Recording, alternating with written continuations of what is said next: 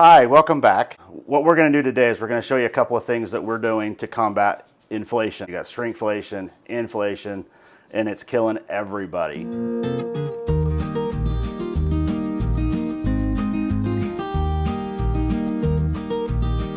Our family, we eat a lot of sandwiches, and so one of the things that we're doing is we got a meat slicer, just a cheap one. It's like $100 and something. On Amazon, we had points, so didn't really cost us anything. We went to the meat section at the store and we bought ham. 3-pound ham is $4 a pound instead of $6, $7, $8, $10, $12 at the deli. And then I bought a 5-pound block of Colby Jack cheese for $20. I got this idea because when I was a kid, we used to have this chunk of ham like this in our fridge and we'd have to go slice it up for a sandwich. And it was actually the cheap like turkey ham. I don't know if it was like turkey with a ham flavor or something. I don't know. So what we're going to do is we're going to slice it. And no, it's not super fast like the ones at the deli, but you just let the blade do the work.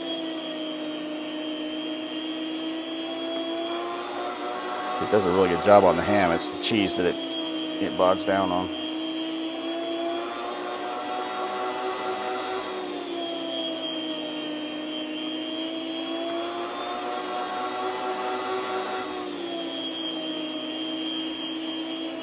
So there you go. We sliced it up. It's 1 millimeter. Well, it's sandwich or 2 millimeters, but it's a good thickness for sandwiches.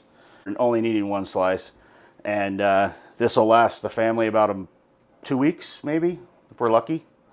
So now I'm going to do the cheese. This will probably last us maybe a week, if that. And this is probably about 2 pounds of cheese. What's left on there?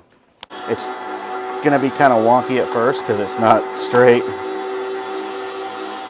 So Colby is a softer cheese, and so it does take more force to go through it. And every time we try to cut it with a knife, it just crumbles. So I just go really slow, let the slicer do the work. It's not the greatest slicer. We tend to not go all out on the first purchase of an appliance or of a new thing that we haven't used before. We usually get a cheaper version and see how much we like it and use it and what we want different in our next one, and then we spend the money. So this is just a get me through to see if are we going to use it.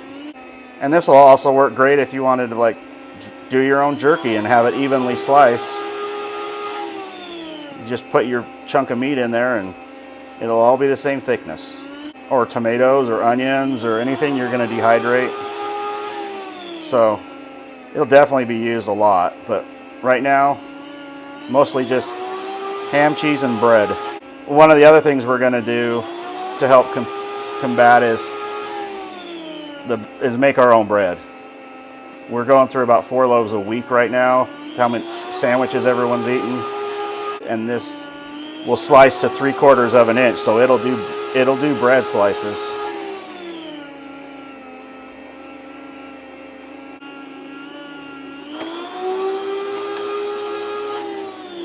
This is what's left. Still, it's not wasteful because we'll use it. So we're just going to put these in baggies, Ziploc baggies, and put them in the fridge, and then they're ready for the kids. So if you live in a state where Winco is, that's a good place to get your cheese. But they sell cheese pretty cheap. I don't know the quality of the cheese or not, but they have a really good deal on cheese. And they sell hams like this for really cheap too. So now the kids can have their ham and cheese grilled ham and cheese. The good part is you get real ham, not the processed, boiled, and shaped ham that's just gross, and all the nitrates and everything come with it. And you get real cheese, not the cheap vegetable oil, gross cheese. And you get it cheaper than you can buy that low quality stuff. So it does take about 20 minutes to do this, but like I said, I only have to do it once or twice a month for our family. The ham, you can freeze it and it would be fine. Just use it when you need it. The cheese probably will crumble up when you thaw it out. That's pretty common with that kind of cheese. The other thing we do with that cheese is we run it through the food processor, shredded cheese, and it's a lot cheaper than, well, not a lot cheaper, but it is cheaper than buying it in the bags. And it's a higher quality cheese than some of them like that you would get from Walmart. With dealing with food allergies, we learned that some of the shredded cheese has soy or flour in it.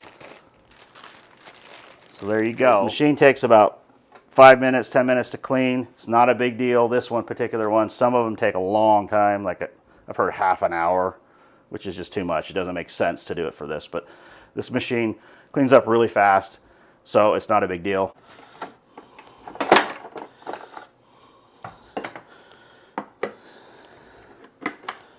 And you just pop this.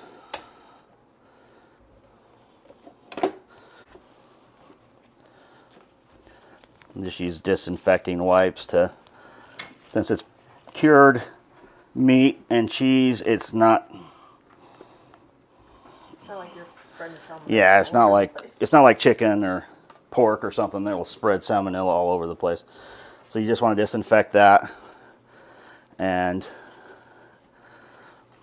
then this has little spiky things on it. So I don't use my scrub brush because it'll eat it up. So I just do this. And if I was using meat that was like raw meat, unprocessed meat, I would throw this in the dishwasher on the top rack.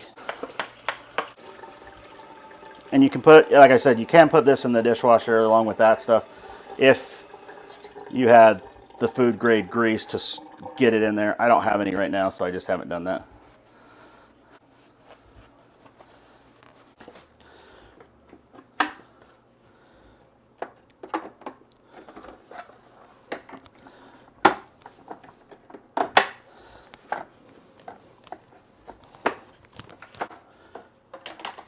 And then it's ready to put away. Thanks, and hopefully we'll have some more of these inflation busting hacks or whatever you want to call them for you every week, maybe. Thanks.